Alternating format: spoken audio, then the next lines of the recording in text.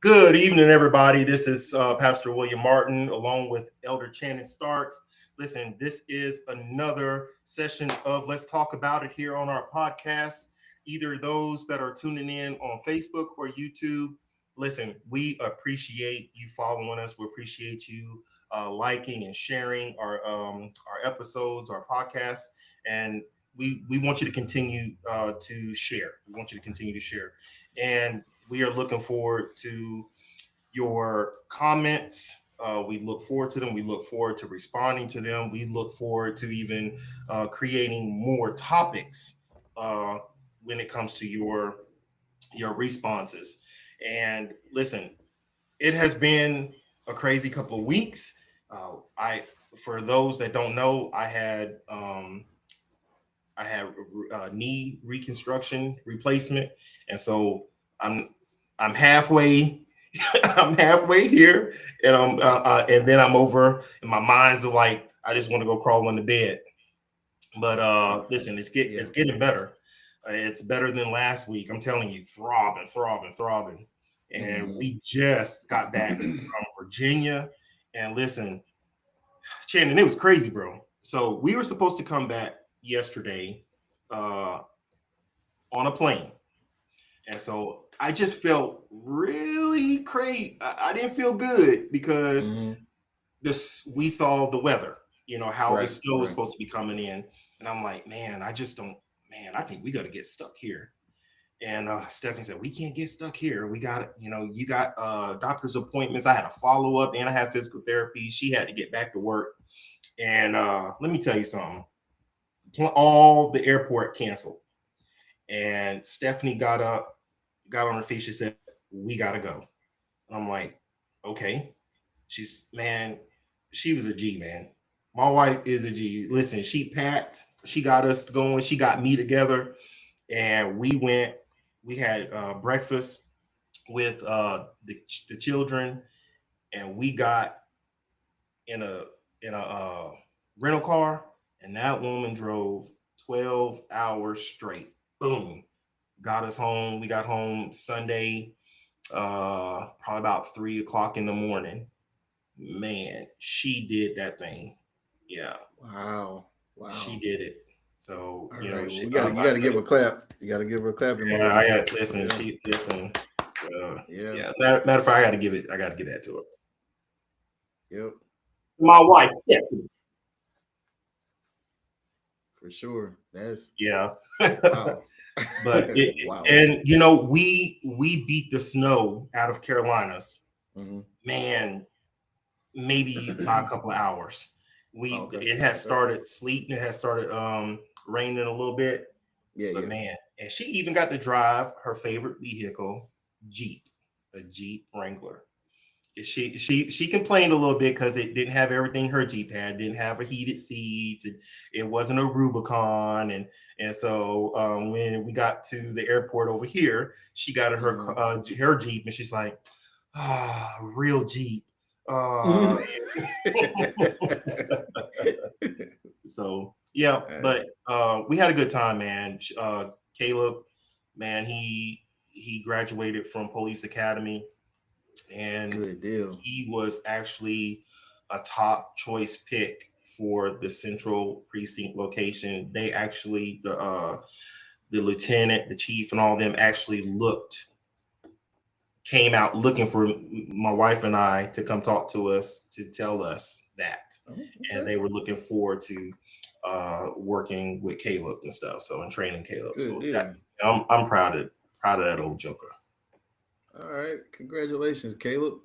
I don't know if you're on the podcast like listening in, but no, he sleep. Oh, not he on mid. No, he got midnight shift. Hey, well, when you first get in, he on mid. You got to do what they give you. That's right. He's on midnight. So last night was his first beat, as they call it, and he said that, man, it was a first eventful night. It was the first eventful night. He man, they had some stuff that happened, but yeah, it was good. So what's been going on in your life, man? I've missed you in a couple of weeks here. Man, okay. So for me, I would definitely say I've had some time to reflect and get some perspective on some Yeah. but like inventory my life and all. So that was Yeah. good. Uh, I was able to trim some. I was dealing with some people today, specifically today, and we in the question about prioritizing and trimming out unnecessary events out of our day. Hmm. So making our day more optimized. That Okay. came up, and it came up multiple times. And then in the last week or so, it came up. It keeps coming up, and I was like, okay, wait a minute. Now, God, are you trying to tell me something? Because I'm able to help people that would come through my counseling center prioritize their time and to Yeah. help them navigate. Like they were like, man, I don't understand how I got these different things and how do I do it? And then I know, like one person said they saw our podcast, so I was like, oh wow, ooh. And they were like, well, I know, the other guy on there, your pastor, he shouted out that you do another job. I was like, yeah. I said, I'm not. Whoa, hold on, I'm not bragging on Uh, that. he, he said, he said, well, how do you do it? So I wrote it down about prioritization and making the most out of every hour that you have and learning how to get those breaks in there and how to make the break work for you. mm, Your body, listening to your body, listening to and hearing. I said, listen and hear what your body is trying to tell you. Okay. So you know how you have to practice what you preach, right? mm, mm. Man, this last week and this week, my body said, mm-mm, sit down somewhere. I said, okay. Yeah. And I sat down. So for me, it's really just been resting and then learning That's how good. to truthfully learn how to listen to myself, listen Yeah. to my body. And because we want these magical things, magical blessings from God, and God's like, certain questions you ask me, you have the answer to. If you have that answer, stop coming to me. Well, God, my body aches. Sit down somewhere. Heal my back. My joints hurt. Stop Sit down. lifting heavy weight. Sit down. You not supposed to lift that. And I'm telling a client this, and then realizing, hey, you need to, hey, tap tap tap. Listen, Look at message, you. Yeah. message. Listen, if we go back and listen to ourselves, either in a message, on the podcast, even let's just say, because if you go back and look at your notes Mm, in your sessions, and you be like, even during your session, you're like, whoa, okay, I just got my answer because this was what I'm going through. So, but now you got to help this person, you know. man. So we love to give out. We love to give Come on. out, advice. It's Yep. easy to give out advice, Hmm. but the advice that we give out, we never, love to apply it to ourselves. I'm gonna tell you Yes. something. Yes. Chris and our brother Chris and brother Davis. Let me tell you something. They keep me in check. So those two, my Mm, armor bearers, them jokers keep me in check. And sometimes I'll be like, I know, I know you not talking. Because brother Davis will go 0 to 100 and stay at 100 for 3, 4, and I'm like, but you gonna tell me, oh, Pastor, you need to, all right, settle down. I'm like, all right, hmm I'm listening. I'm hmm listening, but Man, what about you? I'm gonna tell you the other thing that's tripped me out along this subject. I was helping someone. I was talking to someone about helping them, me helping them. Lighten the load that lighten the load that they have. Like, Yeah. hey, okay, I understand some things based upon what you've said to me, and so I can see where we can fix your time management. And then I was I realized that God had brought someone to me, literally a godsend who was helping me in the same facet. And as I'm saying these words to that person, I Yeah. could hear that individual words that they were saying to me. Let me help you. Too many times we try to do so much for ourselves and then be there for other people. Other people. And God's like, listen, just like you are trying to be a helper one to another with your brother or sister, I got someone here that's going to help you. But be willing and humble enough to accept the help. Yeah. Sometimes, Accept it. sometimes we have to say, I can't help you, right? I can try to get somebody to replace or put in place to help you, but Yeah. I'm not even in a place. Yeah. We have to be able to tell ourselves, I'm not even in a place right now to help you, because if I try to help you, I'm not going to do nothing but damage you, because I'm damaged right now. Wow. I'm But you got to be damaged. able to, you got to be honest with yourself to see that damage. We are You know, exactly, and we're sometimes we not. don't see the damage until it's too late, or Yeah. you're blowing up at each other, not each other, blowing up at people unnecessarily. Your body's hurting. You're upset because your body's hurting. How many times have our body just get tired and ache, and then Yep. we take that out on our spouse, we take that out on our children, we take that out on Yep. ourselves in our work area, and What they call them, we're fatigue trying to do. injuries. You're spiritually fatigued, you're naturally fatigued, and you just need a spiritual and natural breather. And Yep. that is why it's so important. Listen, when it comes, and this is not what we're going to be talking about today. I know we're going to get into our topic, but listen, this is one of the reasons why I do not have a problem. Pastors cannot have a problem when they're saints, especially those that are really doing a work and pushing the ministry. When they don't come to church and they take a break and they go say, hey, pastor, I'm not going to be at church today. Why? Didn't you get a break, pastor? Didn't you get a breather, pastor? Didn't you just go out of town and get and try to get, okay, your workhorses here, they need a breather. They need to go, and plus they taking care of their kids. Plus they got to come home and do their homework and different things. They got to go to work. Saints, you have to understand you're not robots. You're still in the flesh. You still have flesh, and this flesh has to rest. This flesh has to rest. And this is what's so great. And I'm not saying this is an every Sunday and every Wednesday thing, but this is what's so great about social media. We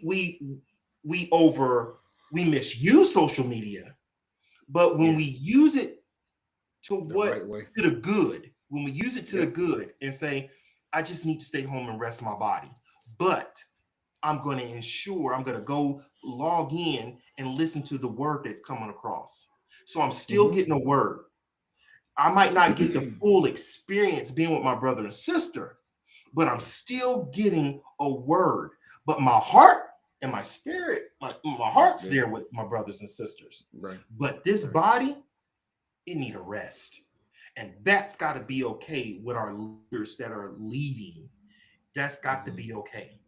Why do you think that your in the natural, the jobs give you leave? In the military, you get 2.5 days a month to and then that's what, 30 days out of the year, because as soon as you come in, soldiers need breaks.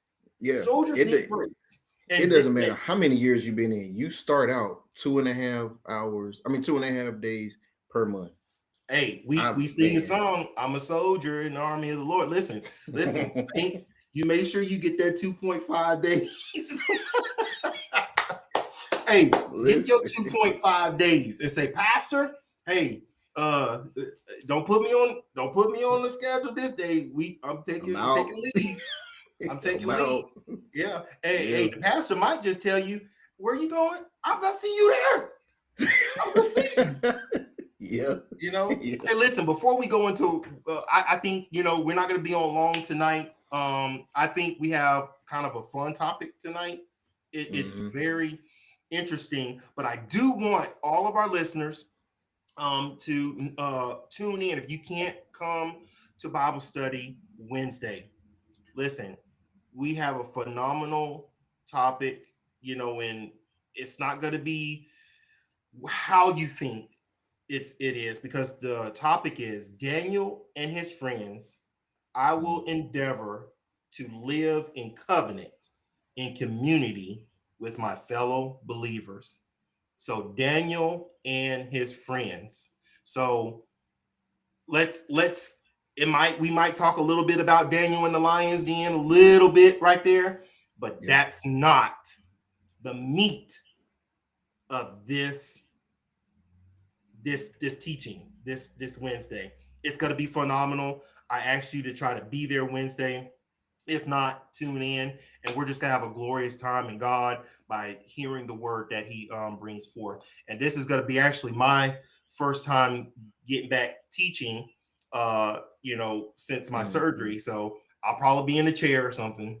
But And no problem. He gonna but, all the viewers. but He we, gonna be in a chair. It's gonna yeah, be a bunch of us gonna be like, Pastor, sit down. You can yeah. talk. But we Just gonna don't get some walk. work in. We gonna get some work in. And we gotta hear what God has to say. Hey, listen, Yeah. everybody. So my brother was called me the other day and just blew my mind. He asked me, I forgot exactly what you asked me, but we got on the topic Oh, I of, remember the question. okay, ask. It what what if God would let you choose what issue your children deal with? So And we all have our issues, you know, basically what keeps us near, it's supposed to keep us cognizant that we're in this human flesh, things we struggle with. first, What I if want, you could before oh, you go, hold that real quick.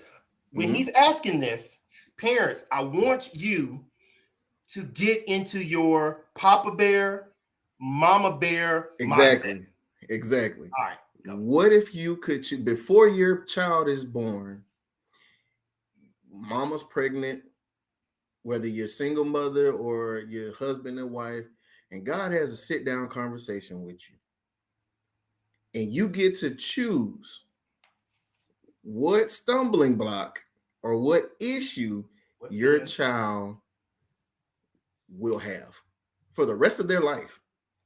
This is their issue. What do you pick?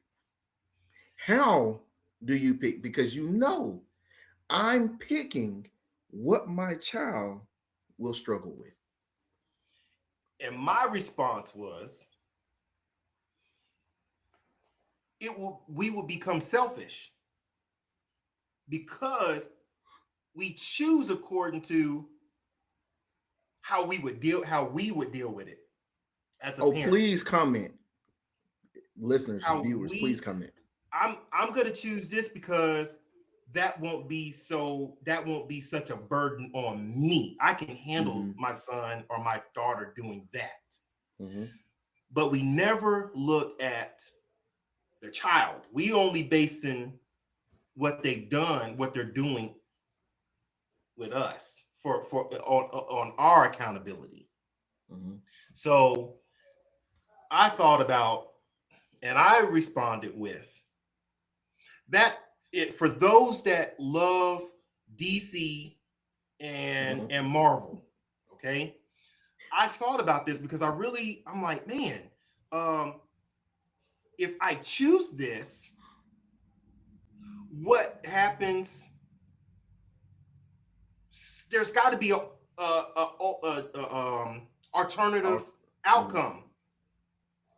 All right, so I thought about the DC and multi universe and how they go and they try to change somebody's outcome, but it affects either something else in their life, or somebody else's life, or um, it affects It just affects life outcome, period. And so, what if you got 2 children? Let's just say you got 3 children, since you asked the question. And Okay.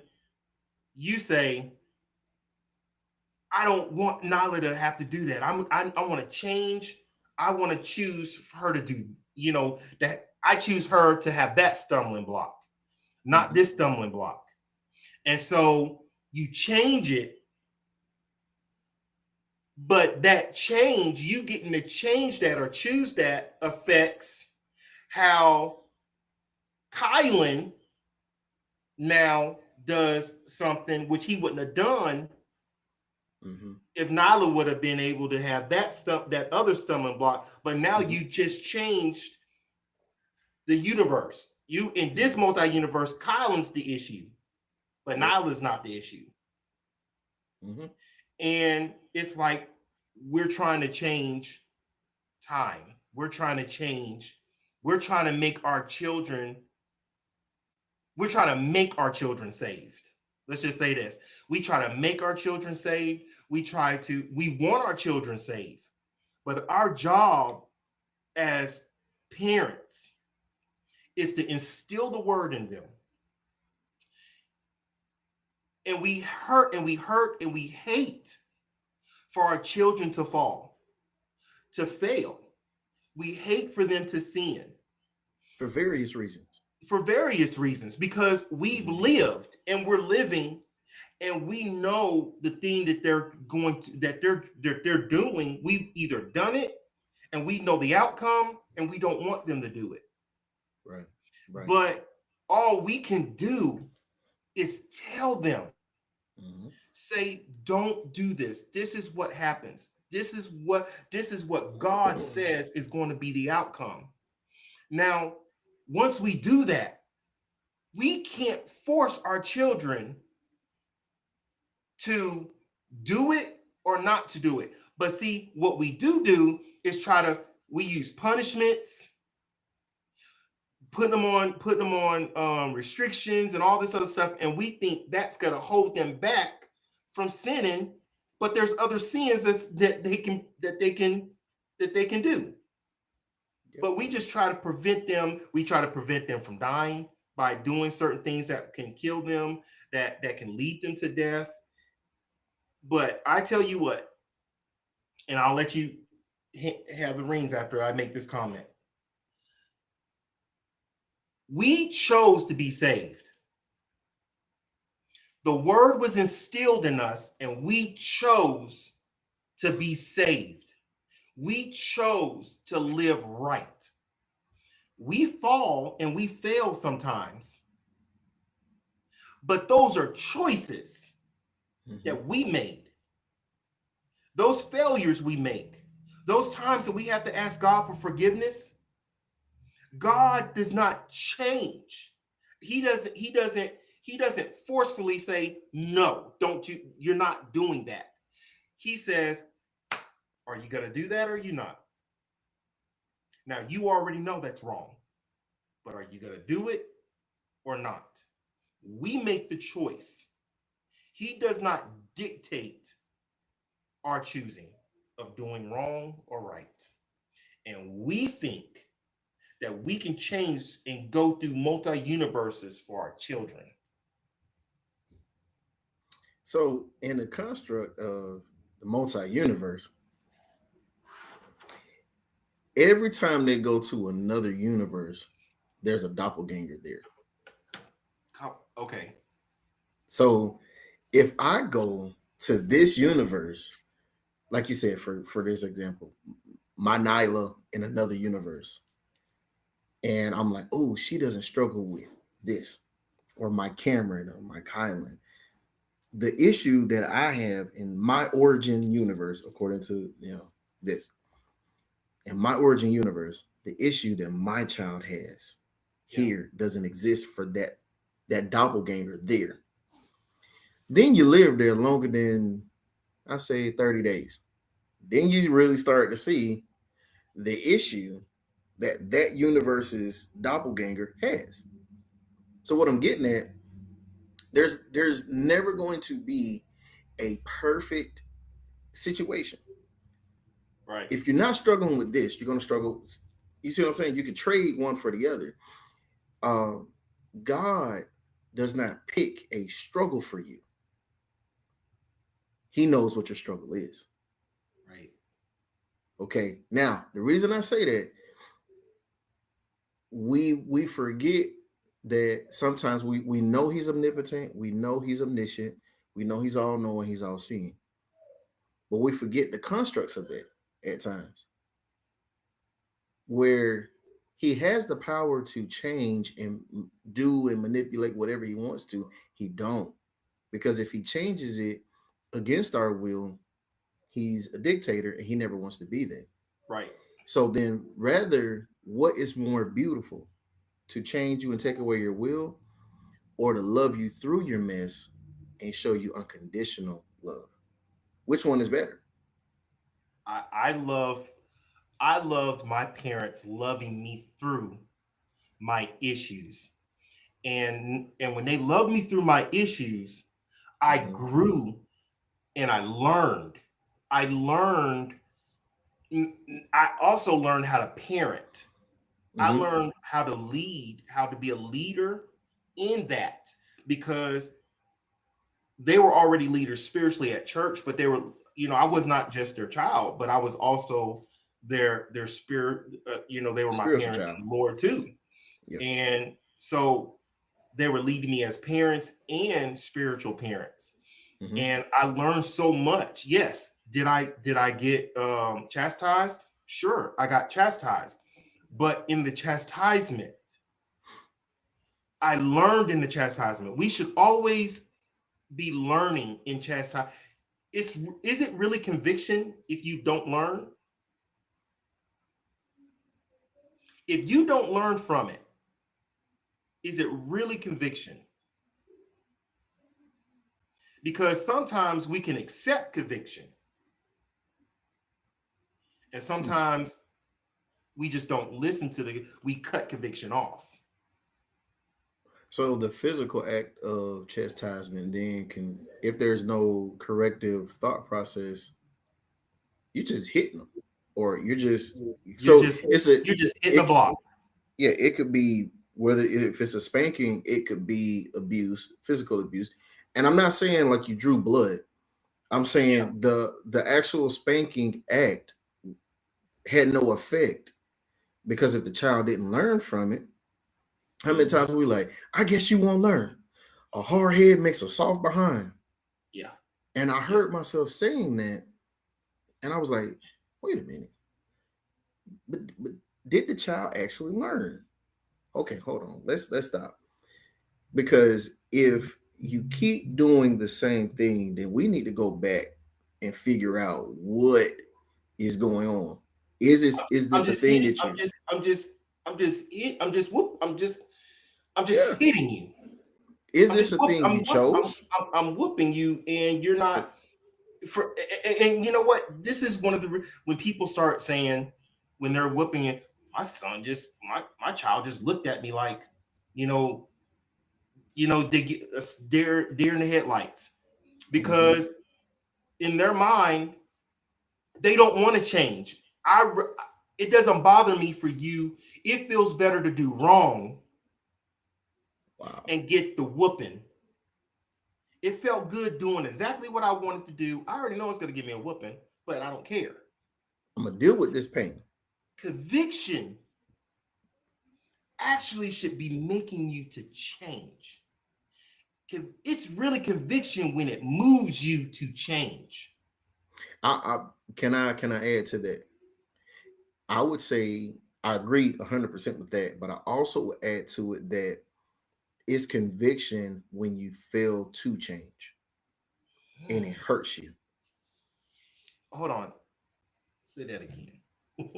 So I would add to it and say that it's also conviction when you fail to change, or in other words, fail to accomplish the identified change. You fail to meet the mark, and it Yeah. hurts you that you failed. Wow. So That's I want see, to change, and I'm trying, but then I fail to meet my mark.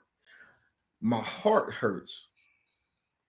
And so because my heart hurts, now this is we tap into the spiritual part of this thing too, because God knows the heart and he sees the heart. Man will run out of chances with each other. Yes. But God's love, we don't know when he's going to turn someone over to a reprobated mind. Mhm. In this flesh, I'll be done turned you over after the seventh or you this your 40th time doing this. Right. But God's like, that's why I want people to understand something. When Jesus was saying to I think it was the Pharisees and Sadducees, I forget exactly which bunch, but it was like, how many times should we forgive a brother of said offense? Mhm. 7 times. He said, well, I say to you 7 times 70. He was not saying when you get to the 490th time of The that ideal offense. was you continually. Yeah, he was being sarcastic. He was like, Yeah. oh, okay, I see where you're going with that. I say to you 7 times 70. You're gonna lose count. That's basically what he was saying. You're gonna lose count. And so the Father's love is extensive because God doesn't really want to turn you over to a reprobated mind. Doesn't. Yep. But he does that at that point. It's literally, now imagine this.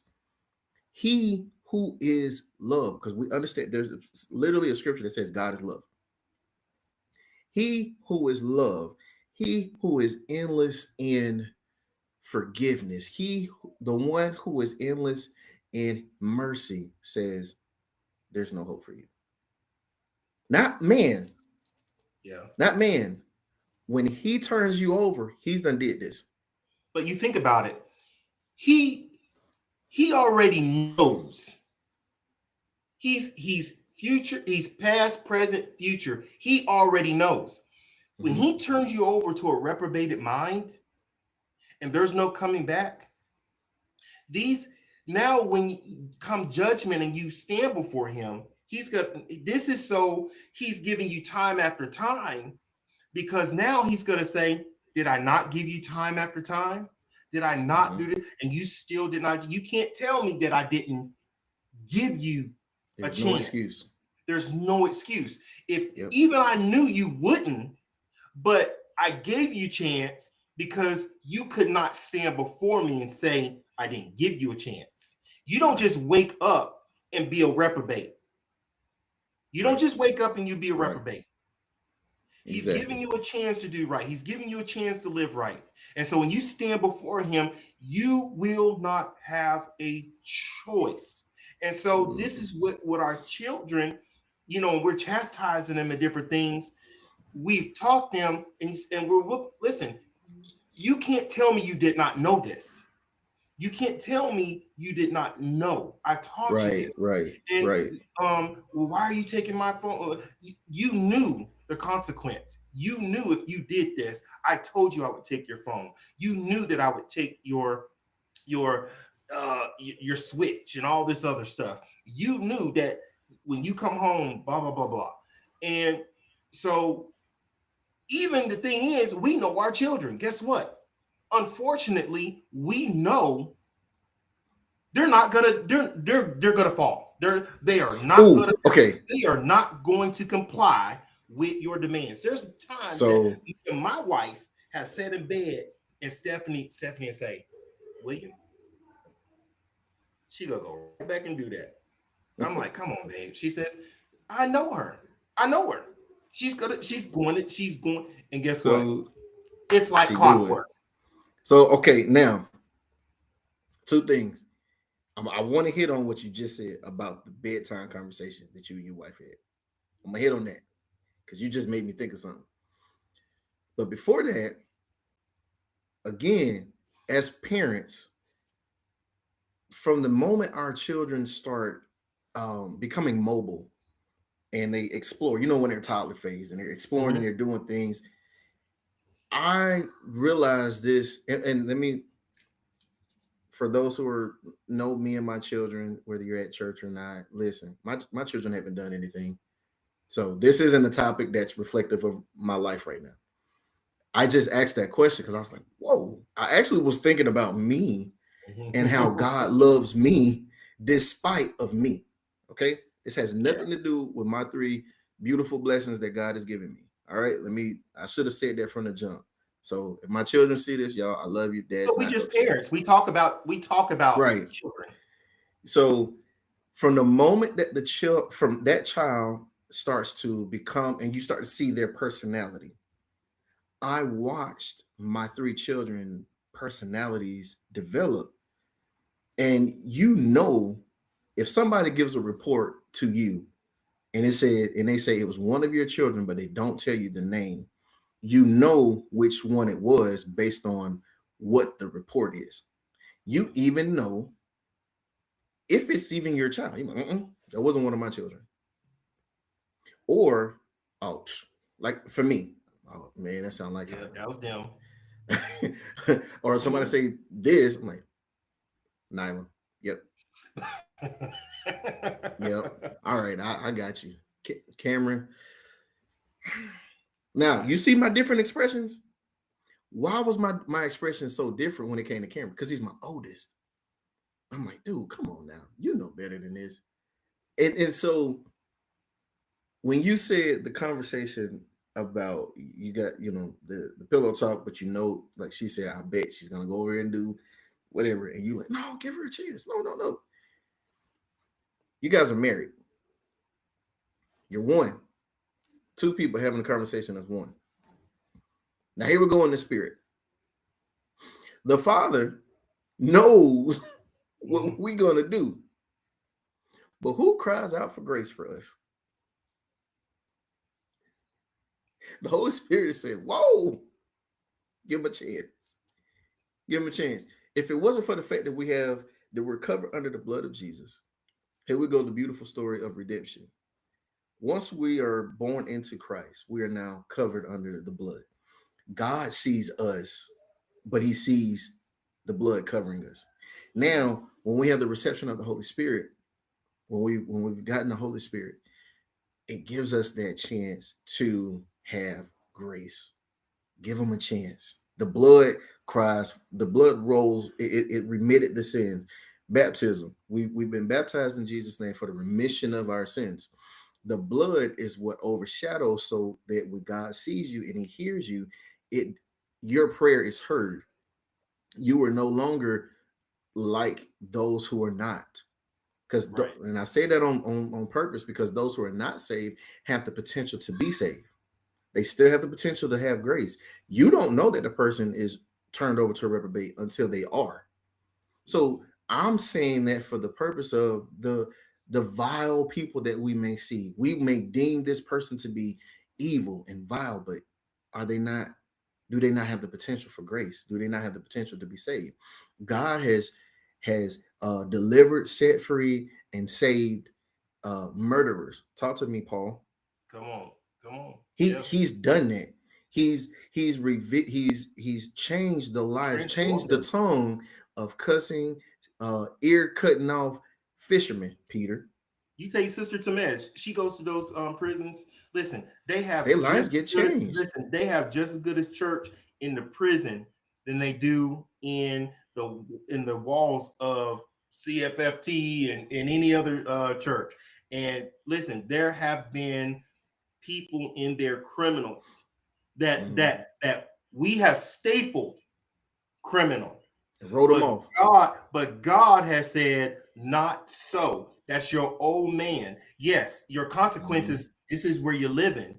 But that doesn't mean that you can't serve me. That doesn't mean that you can't have a new tongue. That doesn't mean you can't have a new mind. That doesn't mean you can't walk upright. You can't get in your cell, and the Spirit of God can't move on you, and you speak with the evidence of speaking in tongues, and you have a one-on-one with him because you made a choice. Listen, some of us, we got people living on the world in their homes right now that just ain't been caught.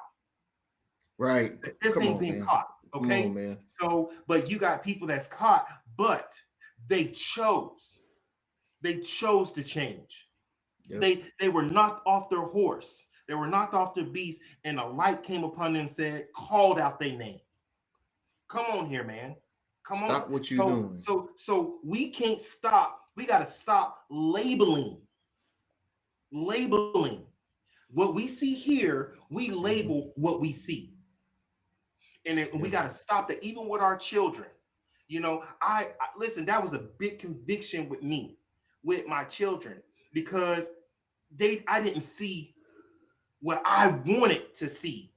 Like I was trying to mold my children to be robots. Our children aren't robots. Our children, listen, they might got your last name, but they are not you. You are the only William. You are the only Channing. You are the only Timmy. You are the only that. They are them. Yes, they came from you, but what molded them in the womb had put his name on it. He put his name on it. He had already guided and directed the path. And we sit here, and all we're supposed to do is give a word, and we're supposed to help guide them. And how we don't grab hold of their hand and pull them. Help guide them. How do we help guide them? We give them word. We give them instructions. But what comes with word and instructions? What comes with word and instructions is choice. At the end of the day, it is choice.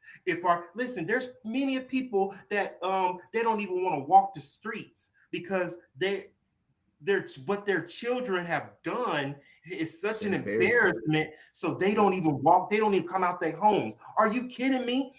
That doesn't mean you didn't do what you were supposed to do. You can't let your children dictate your life. Your children dictate their life by their choices. Now, when we start talking about multi-universes, do you understand you dealing with your children's mess and how you deal with them has a lot to do with your blessings? Wait. One more time. You got to do that one more time. How you deal with your children's choices, their sins, even your choices. You can't, once you made your choice, there's two things. It was a good choice and you thank God for the choice, or it's a bad choice and you ask for forgiveness. But the choices that we have to deal with our children have a lot to do with our blessings. Now, what if, Elder Starks, you said, you see in the future, I don't want to have to deal with that with Nyla. I don't want to have to deal with that with Kylan. So I choose this for them. I'd rather have to deal with that because in my mind, that's easy. And guess what? I look better. My face is going to look better in front of everybody else. So see, that's the selfish part. So you choose those issues to deal with.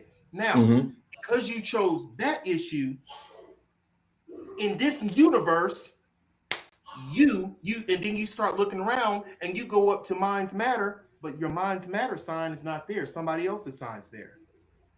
And you hear God said, no, you Minds Matter would have happened if you would have learned how to deal with those situations. And because you learned how to deal with those situations, I blessed you with this. But you didn't want that. So now you only have this. And then you drive up to your to where you live at now. And you thinking that you're going to see your wife and your children walking out of the door and it's a whole nother family. No. You live here. This is where this came with blessing. This came with struggle. I got another one for you. This came with going through, but you didn't want to go through, remember? I got another one for you. You pull up to your house and you see somebody else, another man replacing you, husbands. Come on.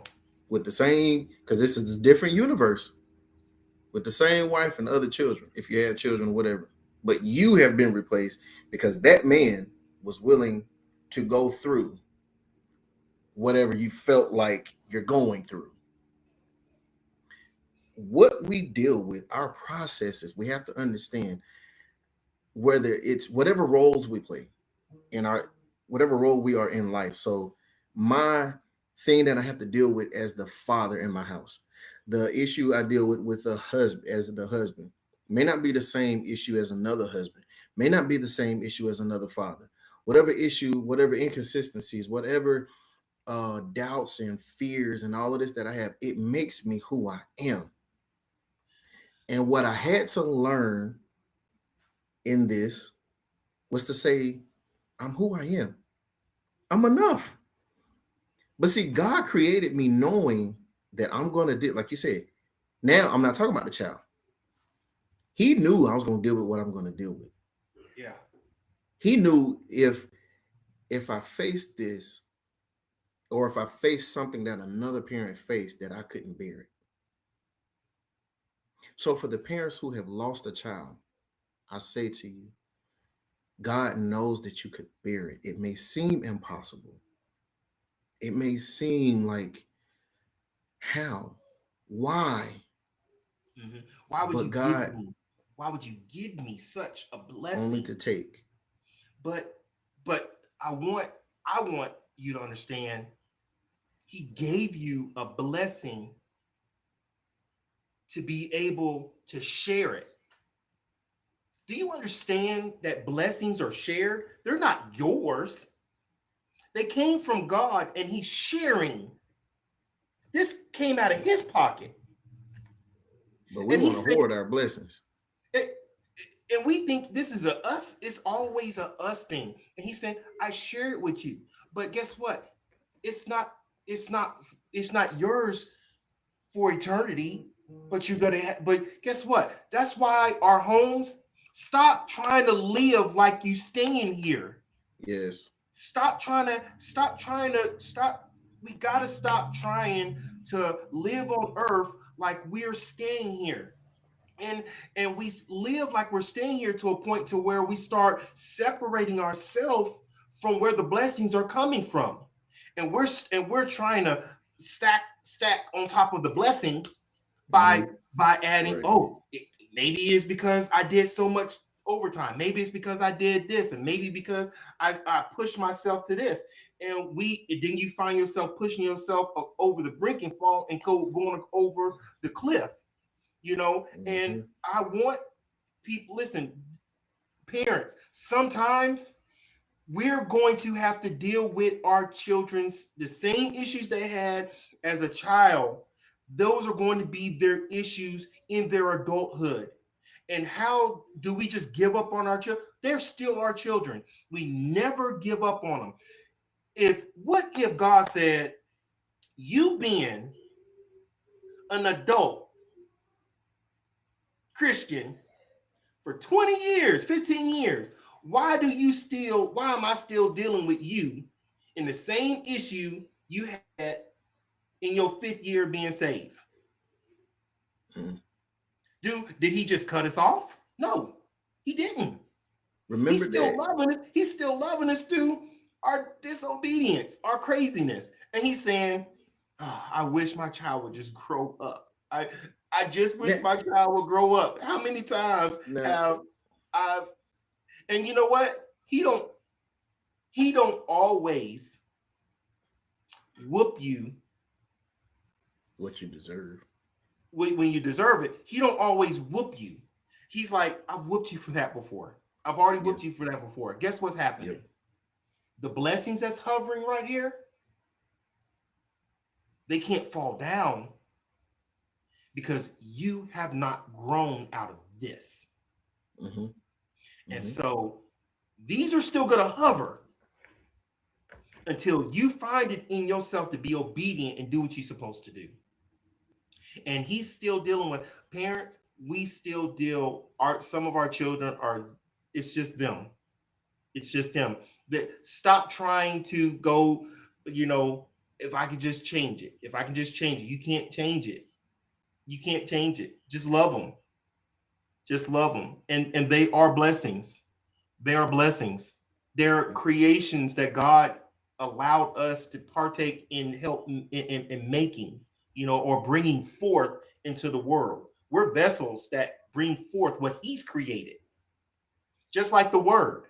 Just like the word. The word is spoken through us. We're just the vessel. We're not the word, but the word is spoken through us. Our children are come through us by word, by his word forming in the womb. It's not Mhm. us. For us, like, I brought you in. I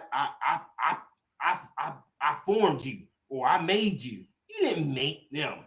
You didn't make them. You were a vessel. You didn't make them. God made them. I God brought you formed them. here and I'll take you out. Nope. Uh, Wrong. We say some of the listen. We say I've said it. I've said it. Come on. I I've said have. it. I We have. say some of the craziest things, and if you really think about it, you were not God. You were not God. We got to stop this. We say it, and then we go back and start laughing at it, but be like, wow, no, I did not. Sometimes we say that thing. We need to say, Lord, I'm sorry, because I didn't give this person life. I didn't give him Like life. I I didn't brought give you you here and I'll that. take you out. Mm-mm. No, no, no, no. That child came through the birth canal. We understand what happens in that situation, but you didn't breathe the breath of life into that person. You didn't. Inside When that, them, the forming. He said, "I knew you yes, he did that. before I." Not William, not Shannon, not Or Timmy, not anyone Joey. else. He Nope. said, "I formed you Mm-hmm. in your mom's womb." Come on, man. Which means So every last one of us is only here the way Shannon's big head, his shiny head, everything. He already knew he was gonna form his head like that.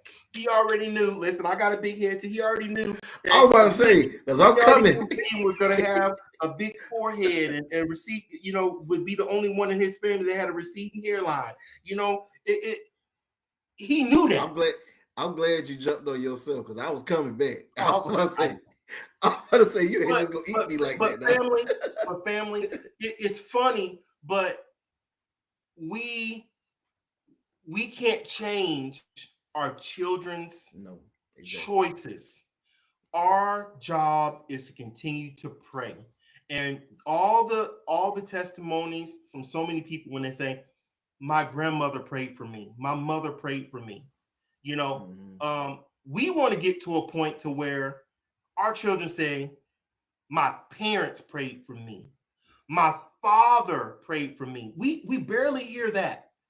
And because they're so tuned into motherly love, and we had been in such a place to where there's more women in the church than men.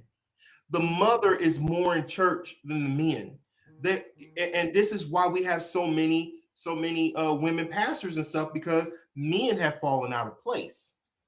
And God, I believe God is bringing men back into place.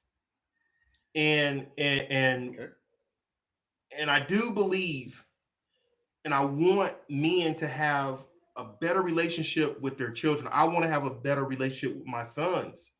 I have a good Mm-hmm. listen. I was in Virginia, and my daughter, she lay next to me. She laid her head on my chest while we were on the couch, and it brought me back. Just that moment brought me back to where I used to hold her and just hold her, on my chest, and she, Mm-hmm. let her go to sleep, and I would fall asleep or whatever.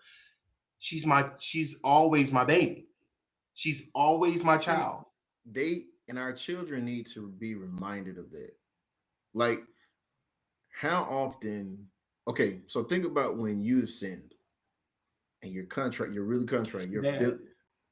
You're hurt. Your feelings are hurt because you know you messed up, and Mhm. you cry out to God. You're really sorry. You really are, and then you feel His embrace. Yeah. As parents, we cannot let ourselves get so angry, so disappointed, so embarrassed, so frustrated with our children that they can't feel our embrace. Yeah. Because Wow. the rest of the world will be upset. The rest of the world will turn their back. Don't let it get to the point where everyone else is mad at your child. And now, They can't even go to their parent. Wow. and I was like, I was just thinking about some things, and I said, wow, you know, we have we have to be able to, because a part of us teaching our children who God is showing them And sometimes, think about it, all of our experiences that we have in life, God can use to show you who He is and who He can be for you if you let Him. So when your child makes a mistake and you love on them, that's showing them how God, because you can use that moment as a teachable moment that say, hey, son, hey, daughter, God's love is even greater than mine. But this is the best that I can do. Daddy, I messed up. I made a mistake of everything. Come here. Mama, because Do that like after. we said, Do that after you whoop them. Don't do like when we grew up. You know I man. love you. You know I love you. You Right. know this hurt me. This hurt me more than it hurt you. No, Uh-uh. just whoop me and then embrace me. You know what I'm saying? Yeah. I'm Don't do it crying. before, man. I'm crying and everything, and you sitting up here. Listen, if you love me like that, I'm like, you're not gonna whoop me like that. Just Yeah. whoop You know I me gotta do and then this, say, right? you know that hurt me. That hurt me to have to do that. Now come here. Let me. But that's how Jesus do. Jesus will, and when he see that we understood, and we go to him, on. God forgive me. God's one thing about him, and we gotta get ready to get out of here. His arms are always. I'll just say this: he is always at the gate, ready for us, and he is always ready for the feast for you to come back to be who you're supposed to be. But he don't let you And he's get to the got your gate. robe, he's got your ring of royalty. He's like, listen, But I see, got you. the thing is, though, he don't let you get to the gate. Just like that Yeah, prodigal son, the father, he ran to go meet him. yeah, All he need to see is you making a step coming towards him. A yeah. step. The He got it. prodigal He son. understood. He Yep. understood. He got it. Let me. I'm gonna go Oh get man. him. I'm Oh gonna go man. get him. Yeah. Yep. So It I we enjoyed it. got we it says children view themselves. It says children view themselves the way that they think we view them. Oh wow. If we Yeah. are overbearing with our chastisement, They essentially end up they hating essentially end up themselves hating themselves. when they And you waited to the end of that to say that? really, really. Listen, I think we all need to. I'm gonna say, children view themselves the way that they think we view them. If we are overbearing with our chastisement, they essentially end up hating themselves when they make mistakes. Wow. My parents, what we say to our children, even when we're chastising them, you know, whooping them so hard because you're in anger. We gotta don't chastise your child when you're angry. You'll hurt them, and there's no love in it. There's Mhm. no love in it. Do not touch your children when you are angry because they feel the anger. They will feel the hate, and or they will take the anger and create and make it hate. And when you start saying certain things, listen, my wife used to say, William, don't say that. Don't say that. They're gonna think, don't say that. And it just so happened one of my children said, well, I guess I'm no, you're not, don't do that. But you said, no, you're not. And I You don't I'm you forgiving guided you. them to it. You pushed them to that. Yep. So You when they said make it, that expression, and you're the parent, and you just told them I made you and I take you out. So then their minds, they're telling me whatever you tell me I am. so sometimes your child is not trying to get pity with them being so down on themselves. Sometimes they're like, dang, I just can't get right. I guess I'm just a screw up. I just And know then it's you have to say, no, you're not.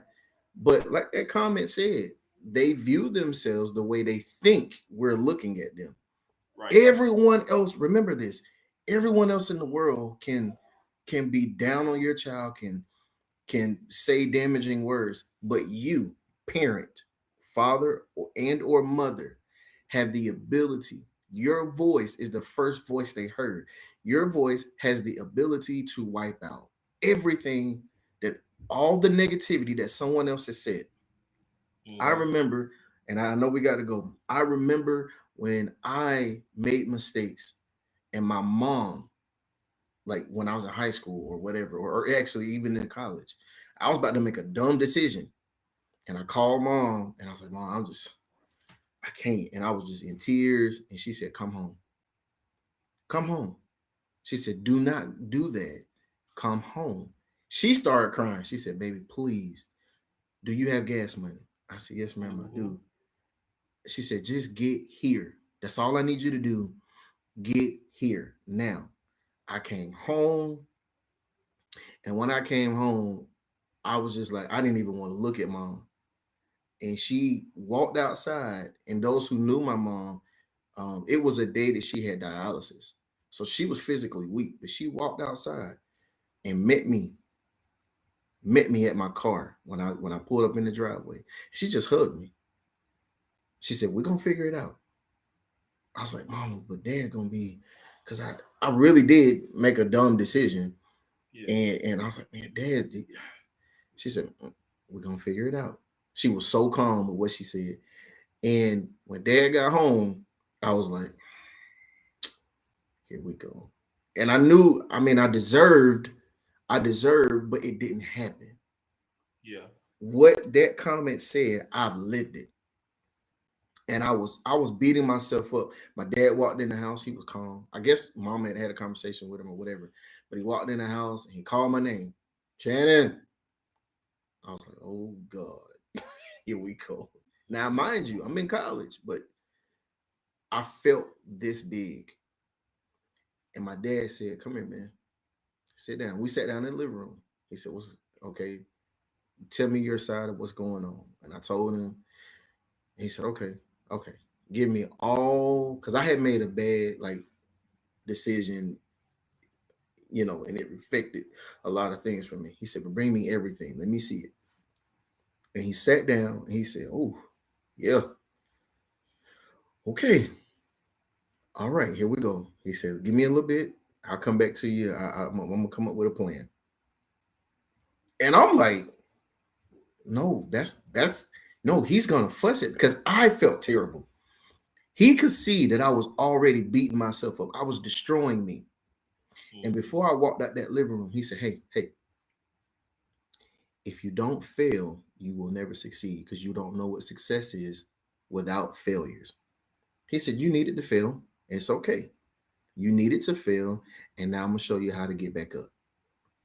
Man, I was so appreciative of that. And as now being a father, I understand how to restore my children. Sometimes I get frustrated with them, of course. And I know my dad probably went in the room and was like, This old big-headed, bone-headed joker. He should have known better. Yeah. And I should have, because he taught me. Yeah, but he restored me. It wasn't the time for him to say that. And he restored me in love. And that's another topic for another time that I really do want to talk about, is the father-son dynamic.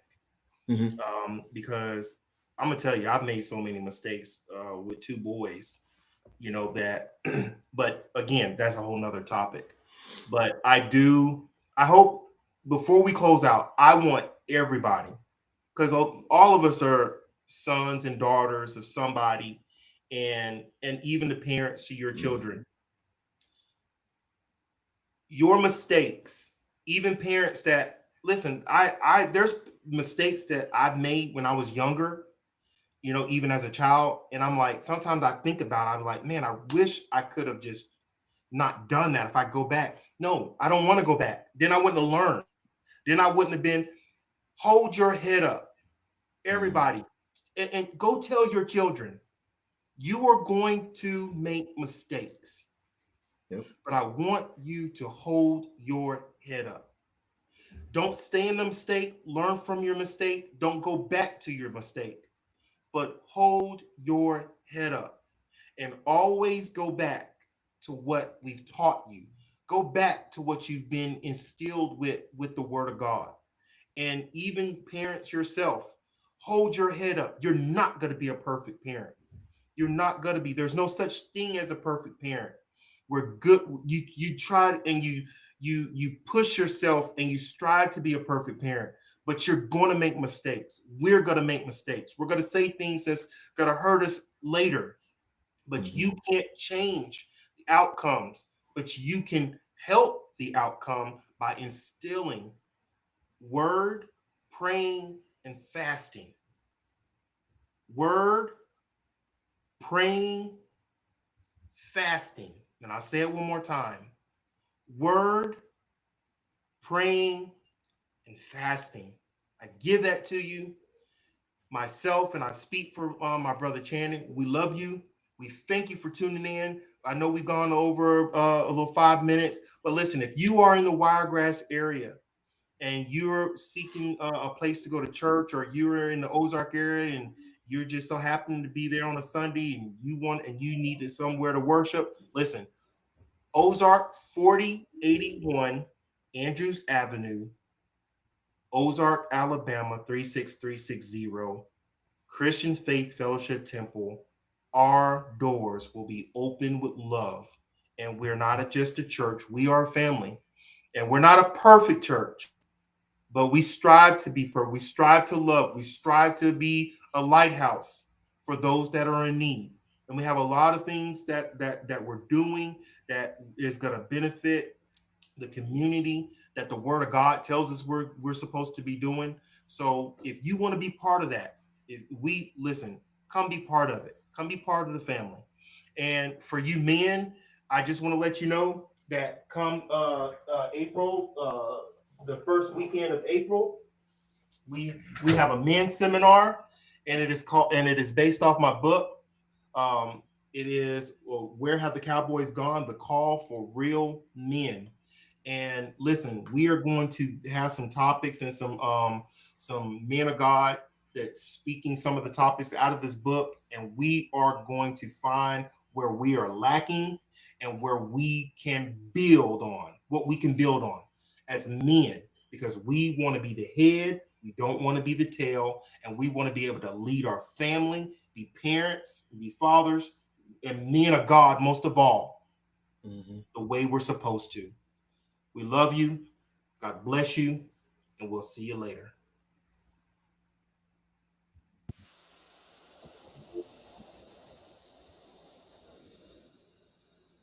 Oh man, I'm looking at my face. Wow.